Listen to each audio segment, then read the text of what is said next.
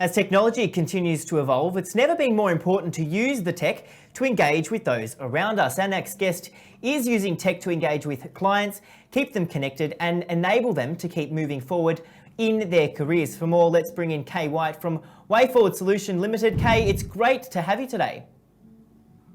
Thank you, Anthony. It's great to be here. And I've been listening with my mouth open. I mean, the news and the rate of it at the moment, that's the thing about technology, the rate of the change of things. And I have been using technology in my business. I work with corporate career women who want to get further ahead in their careers. And of course, the last year has been somewhat challenging for that. Where did you notice that tech was so important, and especially as this pandemic has pretty much impacted all of us? How have you actually pivoted during this time? Well, it's not unusual to say the word Zoom. And when my clients and I were sitting around a table, because I work with women live mainly, and I host retreats and events, and I just said, we can see something coming. We need to stay connected. And as a woman, you have to brush the front of your hair to be able to go on Zoom, of course. And when you're on conference calls, you don't. But the point was, we very quickly all started using Zoom. And I've actually hosted a live event for about 60 women from all over the world. I've hosted 2 or 3 retreats for 2 days, which of course, sometimes people think, oh my gosh, 2 days on Zoom. But actually, here's the thing, Anthony, if you really think about what you're trying to do, the women or your audience, of course, not just women, but your audience and what it is they're wanting to achieve, you can make a virtual event or a virtual retreat as exciting, if you will, and as energetic. It just takes planning and doing things a bit differently. Absolutely. I guess this time is so uncertain, but what key things did you do, and you know what you didn't do to keep your clients engaged?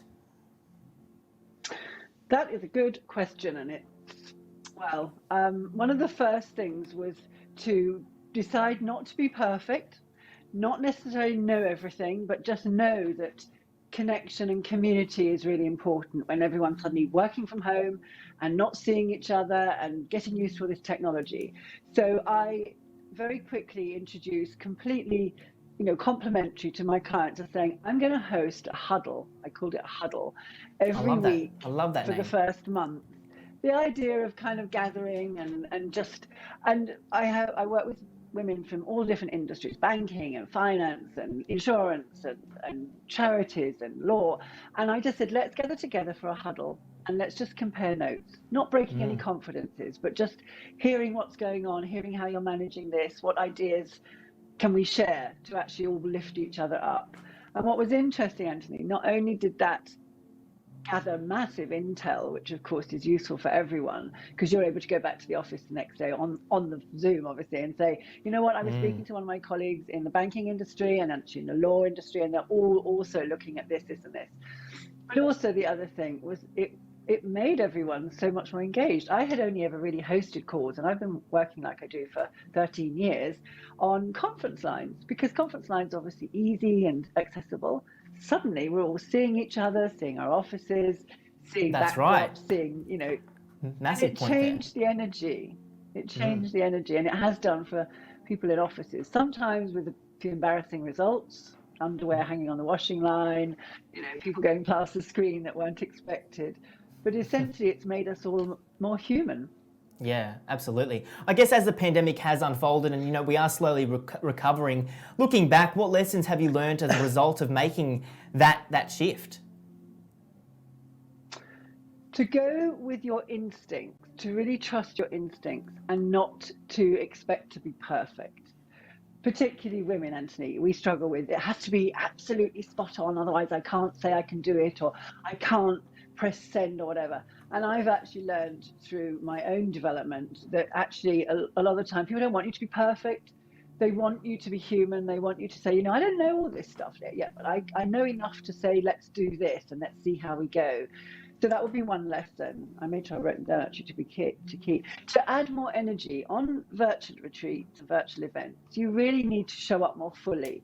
I don't speak like I'm speaking to you all the time, but I'm trying very hard to, if you like, pour myself into the camera so that it's more engaging. And we've all sat in meetings where, you know, your eyes roll and your head starts to go back because the presenter's just, you know, drudging on, droning on, and not thinking about the audience, not thinking about what's going on for them. And the third thing, which I think is, you know, so easy, is in a meeting, virtual particularly, use people's names.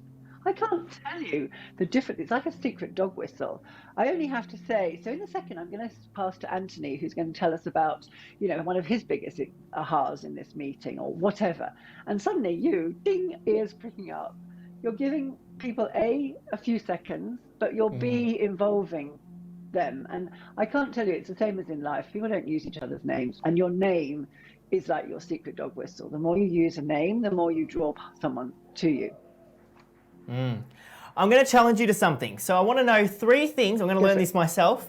3 things that you can share with me and our viewers to make their online presentations just that little bit more engaging and effective too.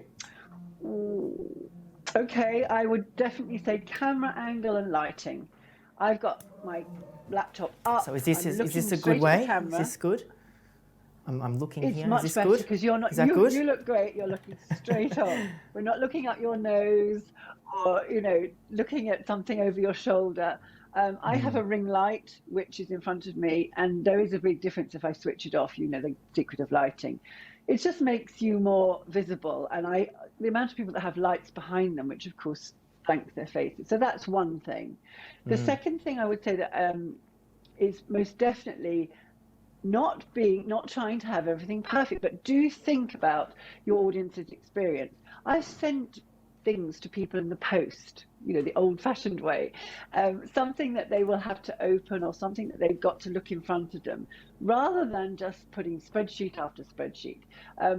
Being able to think to yourself, for example, being generous, sending something out to someone in advance, a book, that, you know, a meeting that we're all going to gather around. Because, you know, we talked about that word community. To make yourself more engaging is to really think about who you're speaking about, not about yourself. You kind of do your hair and makeup depending on, you know, how you operate, and then you let go and you make it all about the audience. That changes everything. And as we know, so many people don't do that. They think about, you know, am I saying this right, or what time is my, you know, gym class I want to go to, or whatever it is, rather than staying really present. And I think the third thing, I have actually mentioned names. Questions, Anthony. That's the other thing.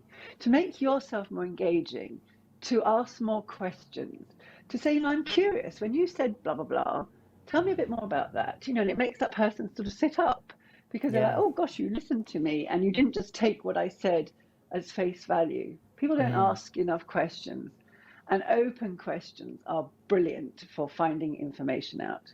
The one to be aware of, though, Anthony, is why. If I said to you, why are you wearing that shirt today? What would you say to me? I reckon I'd say it's kind of all I've got left at the end of the week.